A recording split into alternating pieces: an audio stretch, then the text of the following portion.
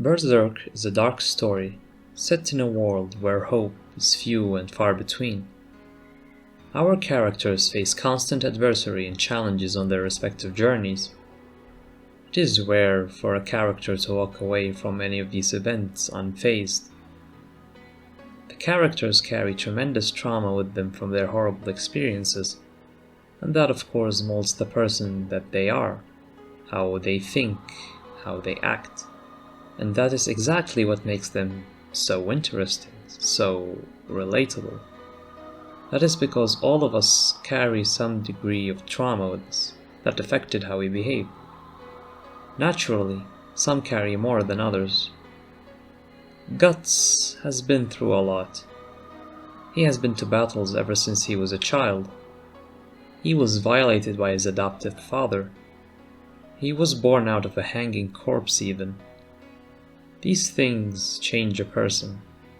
He never really had anyone to lean on as emotional support. Since childhood, he had to go through this world all by himself. This made him a battle-hardened warrior, someone that you can rely on to get you out of sticky situations. I mean, the guy managed to kill 100 people all by himself. But the question remains, why did he do it? What pushes a man to such heights? For who exactly is he doing this all for? Is it for himself? Glory? Power?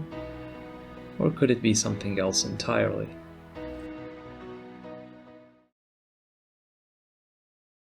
The dynamic between Guts and Griffith are one of the greatest aspects in the story of Berserk.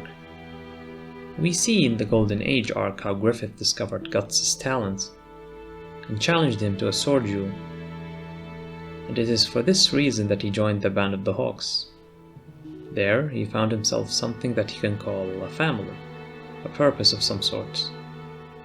But there was always a thing that keeps on bugging him.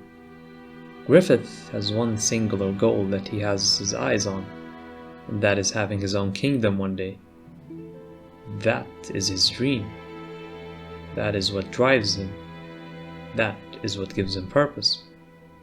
Guts, on the other hand, feels like he wasn't living for himself. In the Bonfire of Dreams scene with Casca, Guts mentions how every single member of the Band of the Hawks has a goal, a dream that they pursue. Everyone has a dream. Everyone except Guts. I fight because it is my nature.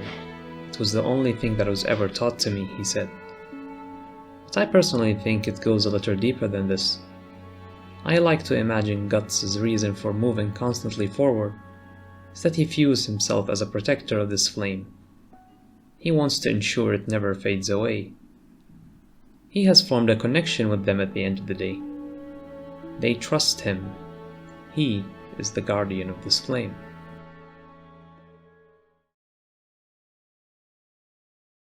The relationship between Guts and Griffith is complicated. Although Griffith considered Guts to be his right-hand man, it was unclear to Guts if he was truly Griffith's friend, or just a mere commander in the Band of the Hawks. Does Griffith acknowledge Guts? Does he consider him to be his equal? Guts discovers this when Griffith gave his dream speech to Dream Charlotte, in which he said this: "Some see nothing more than life and death. They are dead, for they have no dreams. They are dedicated comrades who sacrificed themselves for my dream so that it might be real. But that does not make them friends. For me to call a man my friend, he must be equal to me in all respects."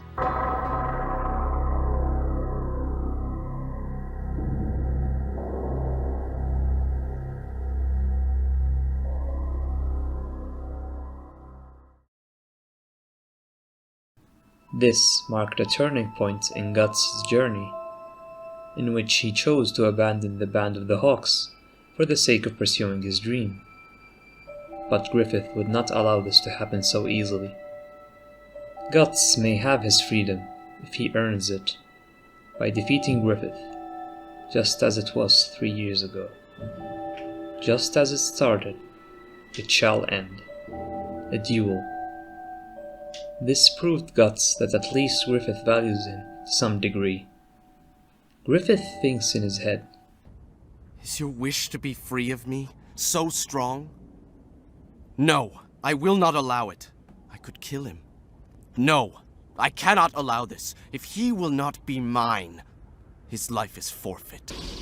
Now!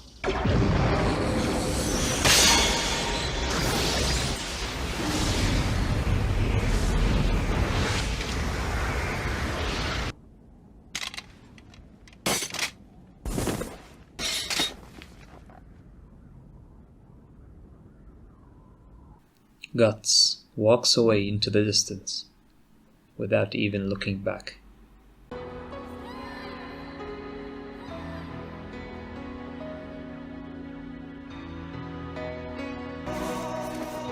You're going to be all right. You just stumbled over a stone in the road. It means nothing.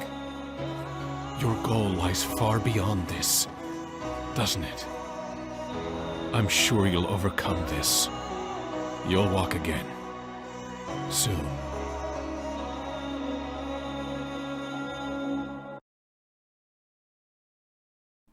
The complex relationship between Guts and Griffith is partly inspired by Kentaro Miura's own friendship with the fellow manga artist Koji Mori. Their bond and how they pushed each other towards greatness is mirrored in the themes of dreams and friendship within Berserk. It's a story that challenges us to reflect on our own lives. Are we pursuing our dreams because they're truly ours? Or are we just following someone else's path? Berserk makes us question whether we're living for ourselves or for others. This is why Berserk resonates so deeply with its audience. It taps into universal themes of ambition, purpose, and self-reflection, making it not just a dark fantasy, but a profound exploration of what it means to live and dream. Thank you so much for watching the video. My last anime-related video seemed to perform relatively well. Go ahead and watch it if you are interested. I know Berserk is a highly beloved anime. It inspired one of my favorite game series of all time, Dark Souls. So naturally I couldn't help myself but talk about Berserk a bit. It is really something unique and special. Once again, thank you so much for watching the video. Take care and goodbye.